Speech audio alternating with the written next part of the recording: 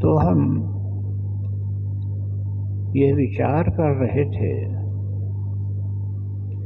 कि रामाश्रम सत्संग मथुरा की साधना ही हम क्यों अपनाएं, जबकि संसार में कई तरह की साधनाएं, और जो साधनाएं जहां हैं वो सभी ठीक हैं, देर सवेर मनुष्य को जीवन का लक्ष्य प्राप्त कराती है। लेकिन जो गुरु महाराज द्वारा बताई गई साधना है, यह हमें उस परम शक्ति, जिसे हम लोग पार ब्रह्म परमेश्वर कहते हैं, वैज्ञानिक उसे सुप्रीम पावर कहते हैं, उससे संयुक्त होने की साधना है, उससे जुड़ने की साधना है। और साधना सरल भी है, जैसा कि कल सायं हमने साधना सीखी, आज प्रातः भी हमें वो साधना बताई गई। कितनी सरल। तो यह सरल साधना और साथ ही बड़ी शीघ्र हमें उस ब्रह्म से जोड़ने की जो साधना है, कि जो एक मंत्र है कह लीजिए, वो जहां एक तरफ सरल है, वहां दूसरी तरफ जल्दी पहुंचाने वाली साधना है। इसमें कोई बंधन नहीं है। दूसरा, गुरु महाराज ने हमें कोई संस्था नहीं दी। रामाश्रम सत्संग कोई संस्था नहीं है,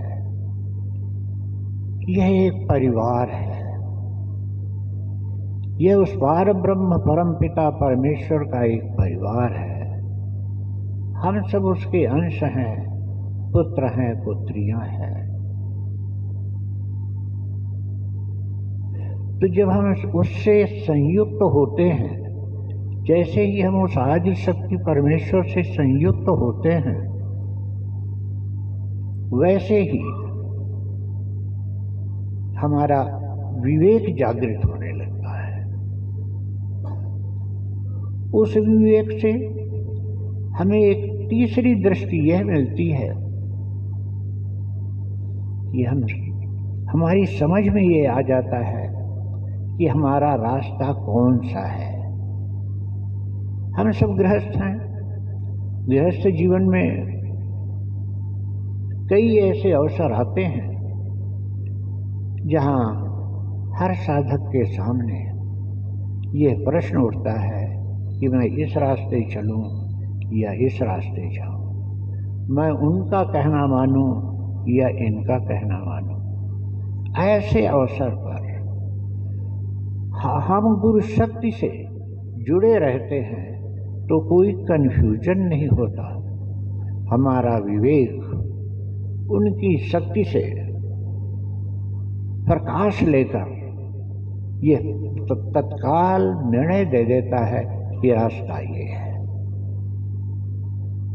और ऐसा रास्ता जो हमें शांति देता है।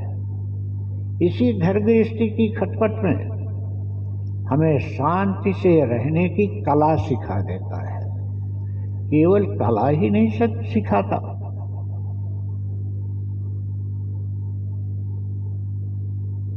एक हमें विज्ञान भी देता है। जो साधना हम करते हैं ये कला भी है और विज्ञान भी है। और ऐसा विज्ञान माने विशेष ज्ञान, ऐसा विशेष विज्ञान जो हमारा प्रेम से धुला हुआ है, क्योंकि ज्ञान से उद्धार नहीं होता, ज्ञान से उतनी शांति नहीं मिलती जब तक कि वो प्रेम से धुला ना हो। इसलिए गुरु महाराज ने हमें एक ऐसी साधना दी जो हमें अंततः प्रेम साधना से जोड़ देती है। जैसे ही उस आदि शक्ति परमात्मा से हम जुड़ते हैं, तैसे ही हमारे जीवन में ज्ञान भी आता है, और ऐसा ज्ञान आता है जो प्रेम से धुला हुआ होता है। उद्धव भगवान कृष्ण के सखा, उनके सदा साथ रहने वाले महान वेदांत के ज्ञानी, उन्हें भी उन जगत गुरु भगवान कृष्ण ने गोपिकाओं के पास भेजा, अनपढ़ गोपिकाओं के पास भेजा, और यह कहकर भेजा, तो आप जानते हैं कि उन्हें कुछ ज्ञान दे आओ, वो अनपढ़ हैं। उद्धव गए, वहां का दृश्य देखा, उन गोपियों से मिले, और जब उनका ज्ञान, जो बड़ी पोथियां ले लेकर के गए थे वेदांत की, सारी पोथियां नीचे रह गई, और उन्हें अपना ज्ञान जब प्रेम से धुला हुआ सामने आया, तो वो भी गोपिकाओं की चरण धूल लेने लगी, अनपढ़ गोपिकाओं की, क्योंकि गोपिकाओं के पास एक ऐसा मंत्र था परमात्मा श्री कृष्ण से सतत जुड़े रहने का, संयुक्त रहने का। उस आदि ब्रह्म से गोपिकाएं हमेशा संयुक्त रहती थी। गुरु महाराज ने हमें वही साधना दी। और जैसा कि हम कह रहे थे, गुरु महाराज ने स्वयं अपने श्रीमुख से कहा कि यहाँ कोई गुरु नहीं है, एक परिवार है, चाहे चाचा कोई कहे, चाहे बाबा कहे, चाहे नाना कहे, चाहे भाई कहे, चाहे सगा। गुरु महाराज ने हम सबको ऐसा प्रेम के सूत्र में समेट लिया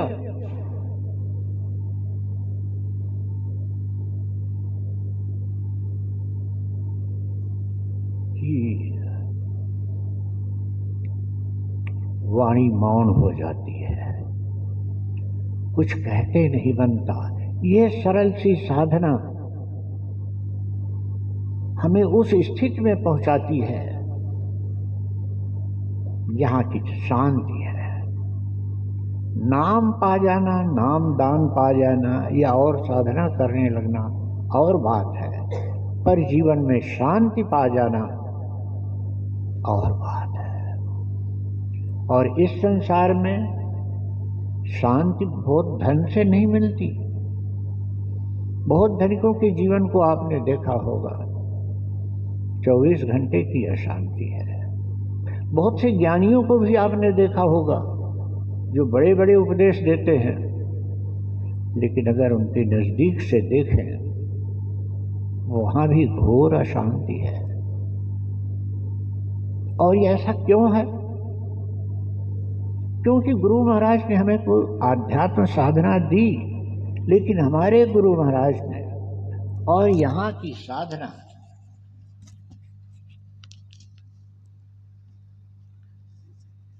हमें वो शक्ति देती है कि हम शांति से इसी घर में भी खटपटते रहते हैं। और साथ ही साथ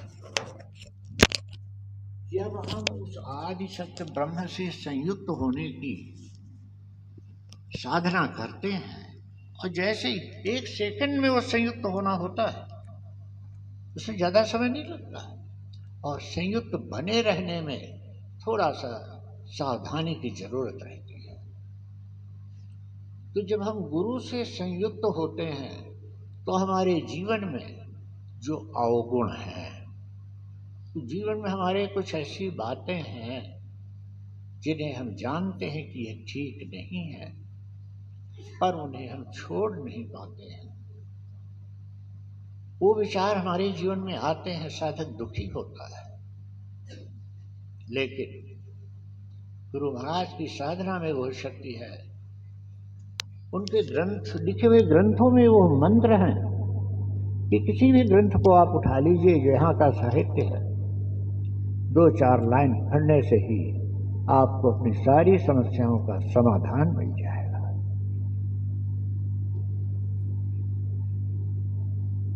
तो जब हम उस आदि ब्रह्म से संयुक्त होते हैं तो हमारे अवगुण अस्त होने लगते हैं, खत्म होने लगते हैं, बिना किसी उपदेश के।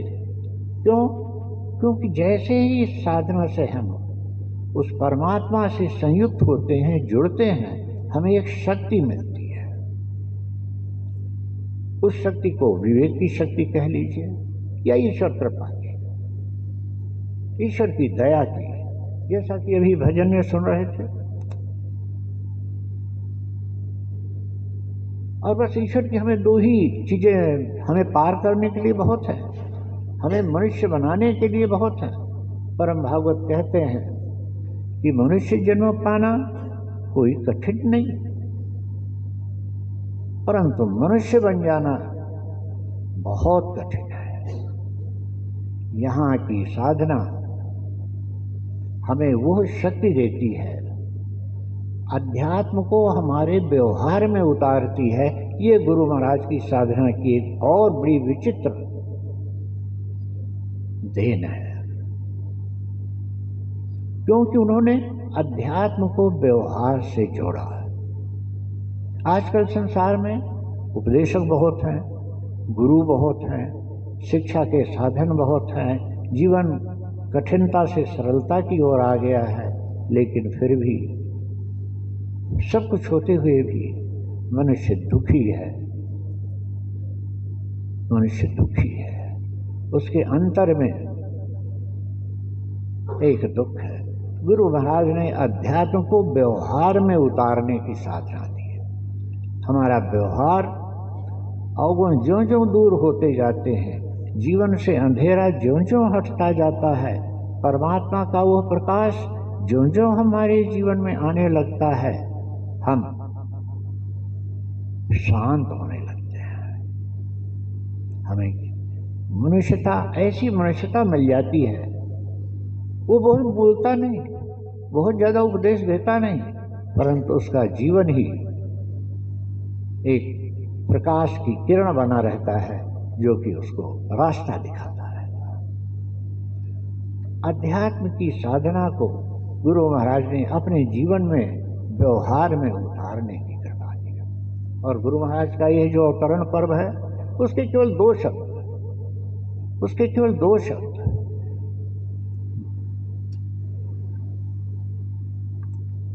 भय प्रगट कृपाला, दीन दयाला। बस यही रुक जाइए। हमारे गुरु महाराज जो प्रगट हुए हैं, भय प्रगट कृपाला। गुरु महाराज परम कृपालु हैं, इतनी कृपालु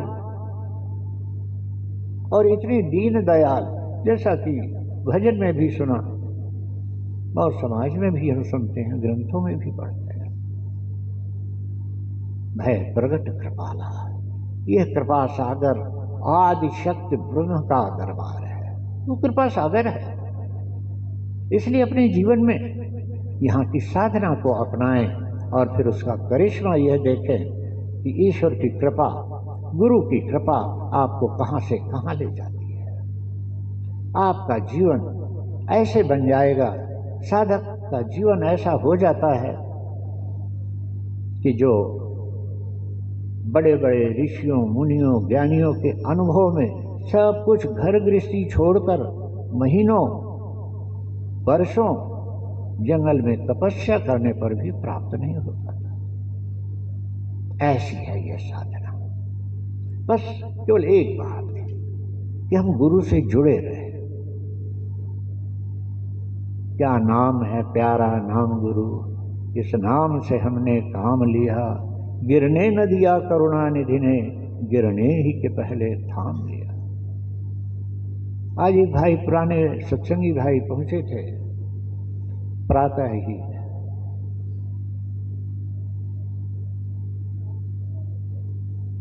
उन्होंने यही प्रश्न किया कि बुरे विचार आते हैं तो समझ में तो आ जाता है कि यह बुरा विचार है, परंतु उस विचार का आना ही हमें दुखी कर देता है। यह साधारण बात नहीं है कि कुछ वैसे विचार हमारे मन में आवे जो दूषित हो, लेकिन अगर आप गुरु के प्रकाश से, गुरु से जुड़े हुए हैं तो तत्काल आपको दो चीजें प्राप्त होंगी। एक तो आपका विवेक वहां प्रकाश ले आएगा और उस प्रकाश में गुरु कृपा से वो शक्ति रहेगी कि आप उस विचार को वहीं खत्म कर देंगे।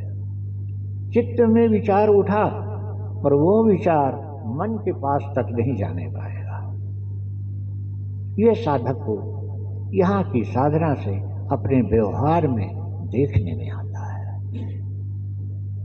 और भय प्रगट कृपाला, आज उन परमात्मा के प्रकट होने का दिन है जिन्होंने हम सब पर कृपा की है।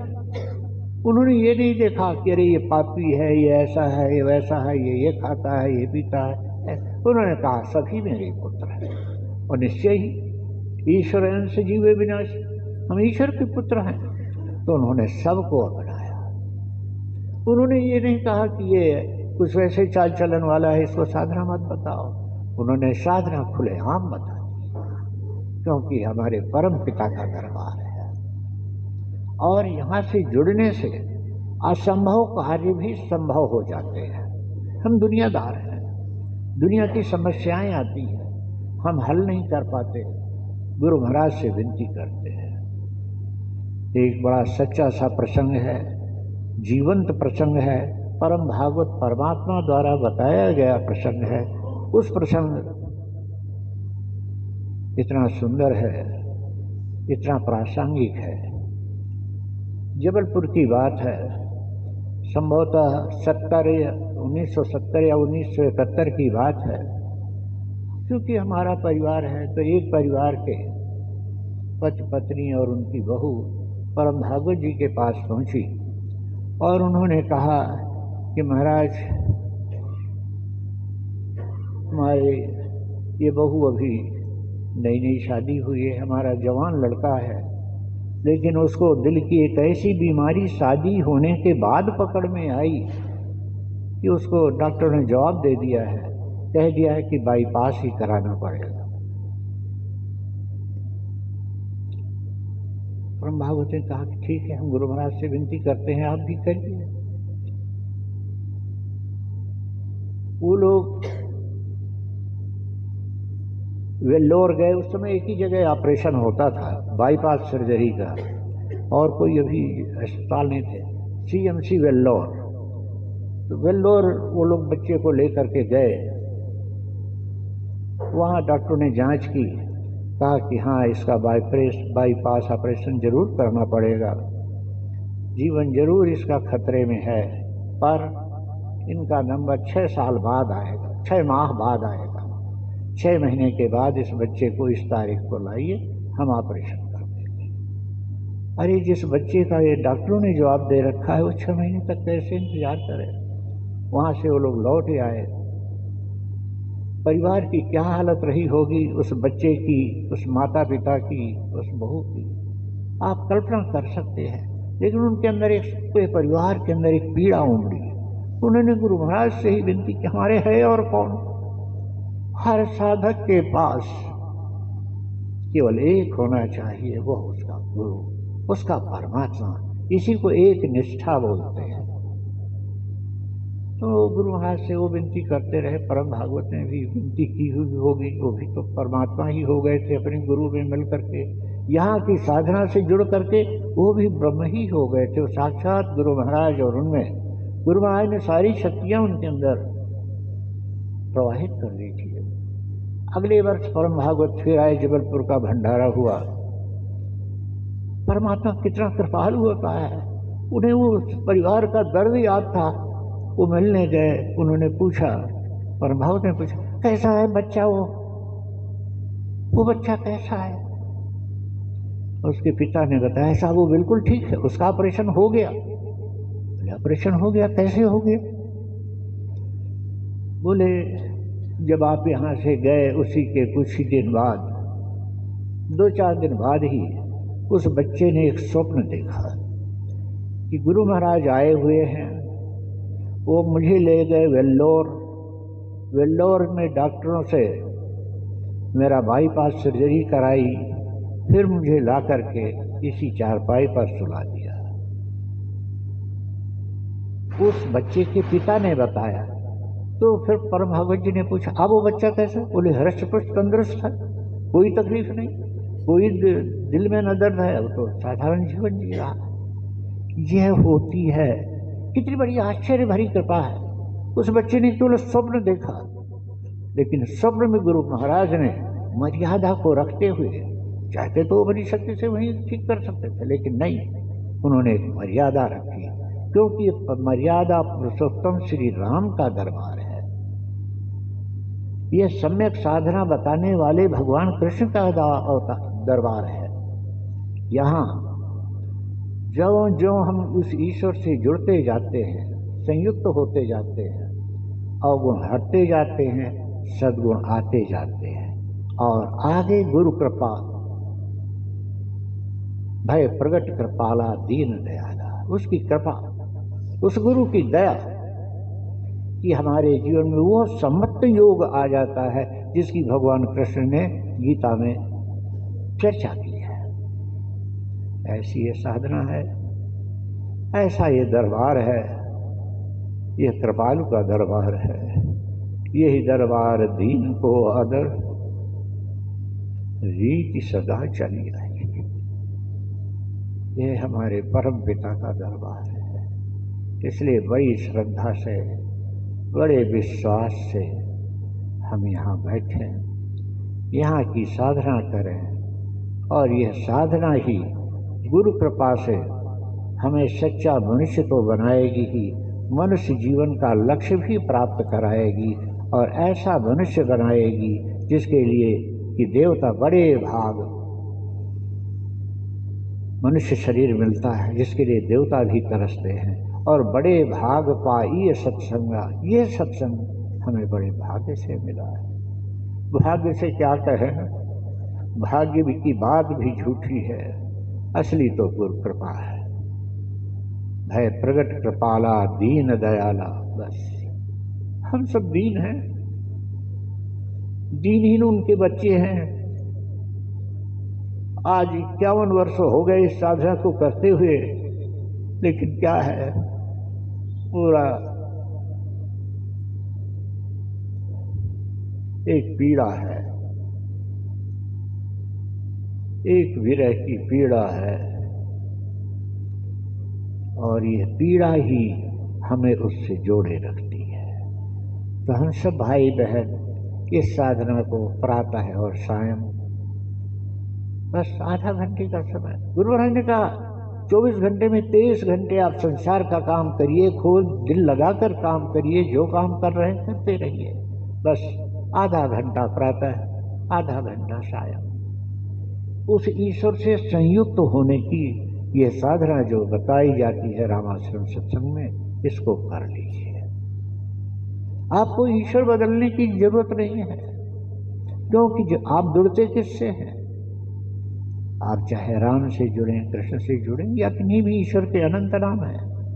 ईश्वर के अनंत नाम है क्योंकि वो अनंत है, और जिसने उसे जिस रूप में, जिस भाव में, जिस नाम से याद कर लिया, जिस नाम से जुड़ गया, वही उस आदि शक्ति तक भी पहुंच जाता है। तो मुख्य चीज है श्रद्धा और विश्वास। इस साधना में श्रद्धा और विश्वास रख करके उस गुरु शक्ति में जो हमारे ही कल्याण के लिए प्रकट हुई है, क्योंकि वो भय प्रगट कृपाला दीन दयाला। बस यही साधना कर लिया करें। यह साधना जीवन में आप जो कुछ चाहते हैं वो सब कुछ मिलेगा, क्योंकि दाता का दरबार है। भजन में सुन रहे थे, ये हम सब सुदामा हैं। सुदामा तो 4 अक्षत लेकर के उन परमात्मा के पास गए थे, हमारे पास तो कुछ नहीं है। बस उनकी कृपा का, उनकी दयालुता का, उनकी महानता का ही भरोसा है। हम सब उनकी शरण में हैं। उनसे विनती है कि हे प्रभु, आप हम सब क्या कहें, कैसे हम हैं, आप हमारे उद्धार के लिए अवतरित हुए, बस कृपा कीजिए। केहू भांति दीन बंधु दीननाथ मेरी ओर हेरिए, मोह को और ठोर न सुटे टेक तेरिए। यह भाव बन जाए, साधना सफलता देगी। श्री गुरु भगवान के श्री चरणों में बारंबार नमन, बारंबार नमन, बारंबार नमन।